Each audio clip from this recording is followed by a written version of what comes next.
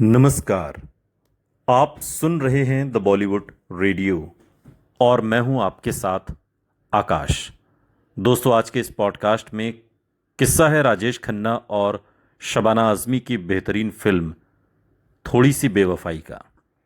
आज के इस पॉडकास्ट में हम आपको थोड़ी सी बेवफाई फिल्म के बनने की कहानी सुनाएंगे। ये फिल्म इसलिए भी महत्वपूर्ण है क्योंकि जो लोग शादीशुदा हैं उन्हें कम से कम जीवन में एक बार ये फिल्म जरूर देखनी चाहिए। 1980 में रिलीज हुई थोड़ी सी बेवफाई हिंदी सिनेमा की उन फिल्मों में शामिल है जिनकी असली ताकत किसी बड़े खलनायक, मारधाड़ या भारी भरकम घटनाक्रम में नहीं बल्कि पति पत्नी के बीच पैदा हुई गलतफहमियों, अहंकार, शक, परिवार की जिम्मेदारियों और सालों तक चले बिछोह में थी। फिल्म में राजेश खन्ना ने अरुण कुमार चौधरी और शबाना आजमी ने उनकी पत्नी नीमा का किरदार निभाया। फिल्म का निर्देशन इस्माइल शौफ ने किया। कहानी और लेखन भी उन्हीं से जुड़ा था, जबकि डायलॉग मोइनुद्दीन ने लिखे थे और निर्माता के तौर पर नंद मिरानी के साथ श्रीचंद और अन्य सहयोगियों के नाम मिलते हैं। संगीत खय्याम का था और गीत गुलजार साहब ने लिखे। सिनेमेटोग्राफी रुस्सी बिलिमोरिया और एडिटिंग AR राजेंद्रन ने संभाली। 1980 में यह फिल्म रिलीज हुई थी और कई मायनों में बहुत महत्वपूर्ण है। थोड़ी सी बेवफाई की कहानी की सबसे खास बात यह है कि इसका केंद्र कोई पारंपरिक प्रेम त्रिकोण नहीं है बल्कि एक ऐसे विवाह की कहानी है जिसमें प्यार मौजूद है, लेकिन परिस्थितियां और गलतफहमियां उस प्यार को धीरे धीरे तोड़ देती हैं। फिल्म के लेखक निर्देशक इस्माइल शौफ ने कहानी को एक बड़े पारिवारिक कैनवास पर रखा। शुरुआत में दर्शक अरुण को एक संपन्न परिवार के बेटे के रूप में देखते हैं। उसके पिता अरविंद कुमार चौधरी एक सम्मानित और संपन्न समृद्ध कारोबारी हैं। अरविंद की पहली पत्नी का निधन हो चुका है और बाद में वो सुजाता नाम की विधवा से शादी करते हैं, जिसकी 2 बेटियां हैं, वीणा और सीमा। अरुण अपनी सौतेली मां को स्वीकार नहीं कर पाता और उससे दूरी बनाए रखता है। यही पारिवारिक तनाव आगे चलकर अरुण के चरित्र को समझने में महत्वपूर्ण भूमिका निभाता है। इसी दौरान अरुण की मुलाकात नीमा देशमुख से होती है। दोनों के बीच प्रेम पैदा होता है और परिवारों की सहमति से उनकी शादी हो जाती है। यहां से फिल्म का वातावरण प्रेम कहानी से पारिवारिक ड्रामे में बदलना शुरू होता है। अरुण और नीमा के जीवन में खुशियां आती हैं और उनके घर बेटे अभिनंदन, जिसे प्यार से नंदू कहा जाता है, नंदू का जन्म होता है। लेकिन किस्मत दोनों के लिए कुछ और ही लिख चुकी होती है। अरुण के कारोबार में एक दुर्घटना के कारण बड़ा आर्थिक नुकसान हो जाता है। एक बहुमूल्य हीरे के टूट जाने से चौधरी परिवार की आर्थिक स्थिति बुरी तरह प्रभावित होती है और धीरे धीरे उनका वैभव समाप्त हो जाता है। महल जैसा घर, संपत्ति और दूसरी सुविधाएं चली जाती हैं और परिवार को बहुत साधारण परिस्थितियों में रहना पड़ता है। इसी सदमे में अरविंद की मृत्यु हो जाती है। अब परिवार की पूरी जिम्मेदारी अरुण के कंधों पर आ जाती है। यहीं से अरुण के चरित्र का एक दूसरा पक्ष सामने आता है।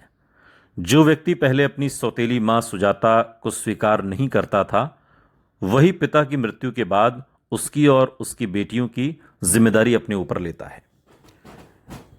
वो समझने लगता है कि सुजाता वो महिला नहीं है जैसा उसने कभी उसे समझ लिया था।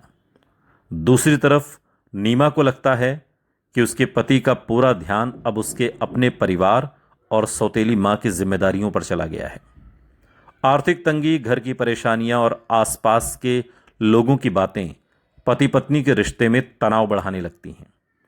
फिल्म यहां एक महत्वपूर्ण बात कहती है।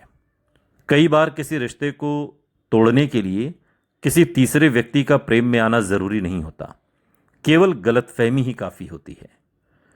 कहानी में सबसे बड़ा मोड़ तब आता है जब नीमा के मन में अरुण को लेकर शक गहरा जाता है। एक दिन नीमा के भाई महेंद्र की नजर अरुण के साथ एक महिला पर पड़ती है।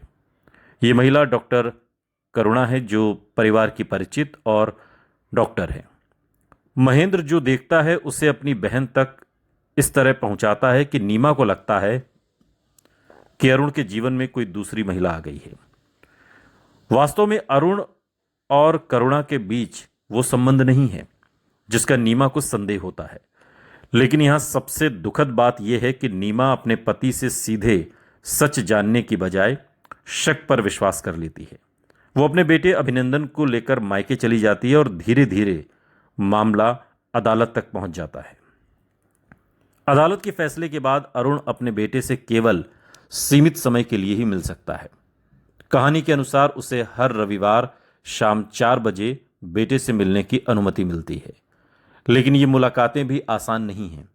नीमा और अरुण के बीच इतनी कड़वाहट पैदा हो चुकी है कि पिता पुत्र का रिश्ता भी इस टूटे हुए विवाह की छाया में आ जाता है। अरुण अंततः फैसला करता है कि वो अपने बेटे के बड़े होने का इंतजार करेगा और जब वो 14 साल का होगा तब उसे अपने पास ले जाएगा। ये फिल्म का बेहद भावनात्मक हिस्सा है क्योंकि यहां राजेश खन्ना का अरुण किसी बदला लेने वाले पति की तरह नहीं बल्कि अपने बच्चे से दूर रह गए पिता की तरह दिखाई देता है। दूसरी तरफ नीमा की जिंदगी भी किसी सुखद रास्ते पर नहीं जाती। उसके पिता सुरेंद्र देशमुख भ्रष्टाचार के आरोप में फंस जाते हैं और रिश्वत लेते हुए पकड़े जाते हैं। परिवार की सामाजिक प्रतिष्ठा को भारी झटका लगता है। इसके बाद नीमा का भाई महेंद्र विदेश जाने की योजना बनाता है और अपनी जरूरत के लिए नीमा से आर्थिक मदद मांगता है। नीमा अपनी ज्वेलरी तक बेच देती है, लेकिन बदले में उसे वो सहारा नहीं मिलता जिसकी उसे उम्मीद थी। वो अपने बेटे के साथ बेहद सीमित साधनों में रहने लगती है और बाद में अपने भाई नरेंद्र के परिवार के पास नासिक चली जाती है। और इस पूरे दौर में अभिनंदन अपने पिता के बारे में सवाल करता रहता है। समय धीरे धीरे बीतता है। इधर अरुण अपनी मेहनत से दोबारा आर्थिक रूप से मजबूत बन जाता है। जिस व्यक्ति ने कभी परिवार की संपत्ति खो दी थी वो फिर से सफल कारोबारी बनता है। लेकिन धन वापस आने के बावजूद उसके जीवन से उसका बेटा वापस नहीं आता। बेटे के 14वें जन्मदिन के मौके पर अरुण नीमा के घर पहुंचता है, लेकिन वहां उसे पता चलता है कि अभिनंदन घर छोड़कर जा चुका है। अरुण को पहले लगता है कि शायद नीमा ने बेटे को उससे दूर रखने के लिए यह कहानी बनाई है, लेकिन बाद में पता चलता है कि अभिनंदन वास्तव में घर से निकलकर बंबई पहुंच गया है। कहानी का बेहद दिलचस्प संयोग यह है कि मुंबई में अभिनंदन की मुलाकात अपने पिता अरुण से होती है, लेकिन दोनों एक दूसरे को पहचान नहीं पाते। यह सीन फिल्म की भावनात्मक संरचना का बहुत महत्वपूर्ण हिस्सा है। बेटा अपने पिता के बिल्कुल सामने है, लेकिन उसे पता नहीं कि जिस व्यक्ति की तलाश में वो घर से निकला है वो उसके सामने खड़ा है। बाद में अभिनंदन बीमार पड़ता है और संयोग से डॉक्टर करुणा के पास पहुंचता है। करुणा को पता चलता है कि ये अरुण का बेटा है। वो अरुण को खबर करती है और आखिरकार सालों बाद बेटे से दूर पिता को अपना बच्चा मिल जाता है। अरुण और अभिनंदन का मिलना कहानी के उस अधूरे पिता पुत्र रिश्ते को वापस जोड़ता है जिसे सालों पहले पति पत्नी की गलतफहमी ने तोड़ दिया था।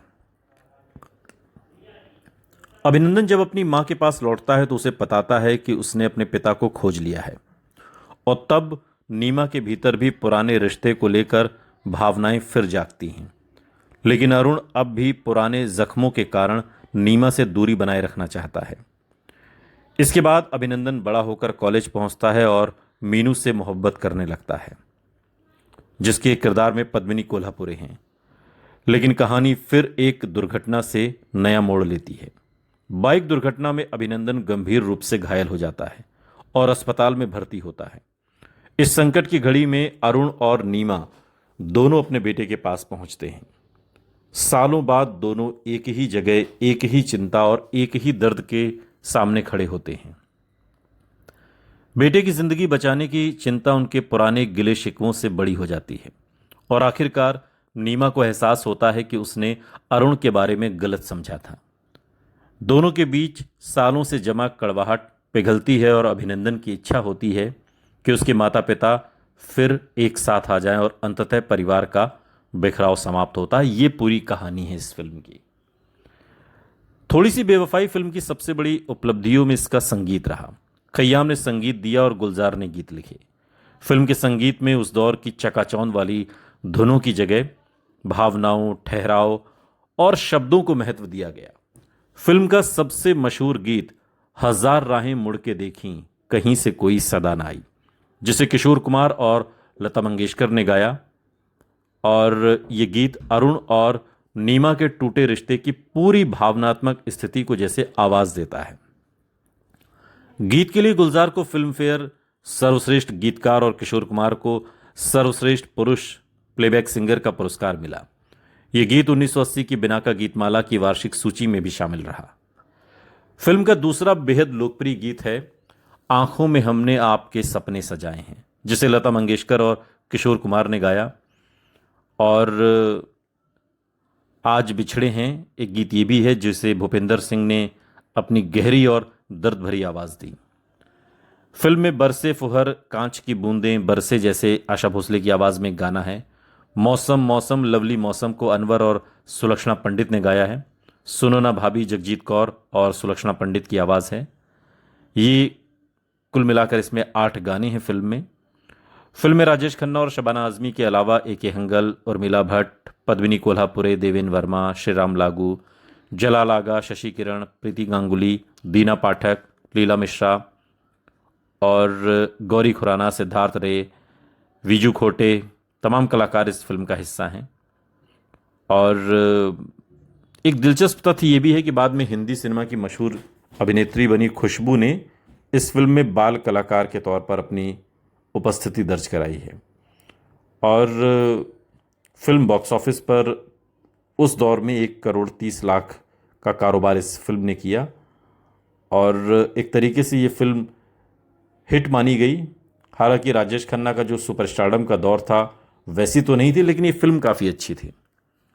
और फिल्म की सफलता केवल टिकट खिड़की तक सीमित नहीं रही, इसके गीतों ने फिल्म को लंबी उम्र दी। खासकर हजार राहें मुड़ के देखी, कहीं से कोई सदा ना आई, राजेश खन्ना और शबाना आजमी की गलतफहमी को ये पर्दे पर उतारता है।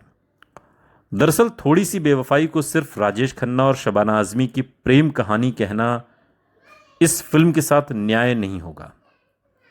ये एक ऐसे परिवार की कहानी है जिसमें पैसा आता है और चला जाता है, पिता मर जाता है, सौतेली मां के प्रति नजरिया बदलता है, पति पत्नी के बीच शक पैदा होता है, अदालत परिवार को अलग कर देती है, एक बच्चा अपने पिता की तलाश में घर से निकलता है और आखिरकार वही बच्चा अपने माता पिता को दोबारा करीब लाने का कारण बनता है। यही वजह है कि फिल्म का शीर्षक भी बहुत अर्थपूर्ण है। बेवफाई सिर्फ किसी व्यक्ति की बेवफाई नहीं, बल्कि रिश्तों में आई एक छोटी सी दरार है जो समय के साथ इतनी बड़ी हो जाती है कि पूरा परिवार बिखर जाता है। और अंत में फिल्म यही बताती है कि कभी कभी रिश्तों को बचाने के लिए किसी नए प्यार की नहीं, बल्कि पुराने प्यार को सही अर्थ में समझने की ज़रूरत होती है, वरना थोड़ी सी बेवफाई चीज़ ही क्या है। फिल्म में तो यूं 8 गाने हैं और हमारी पसंद का अगर आप पूछें, हजार राहें मुड़ के देखीं कहीं से कोई सदा ना आई। आपको कौन सा गाना पसंद है कमेंट बॉक्स में हमें ज़रूर बताइएगा। सुनते रहिए द बॉलीवुड रेडियो, सुनता है सारा इंडिया।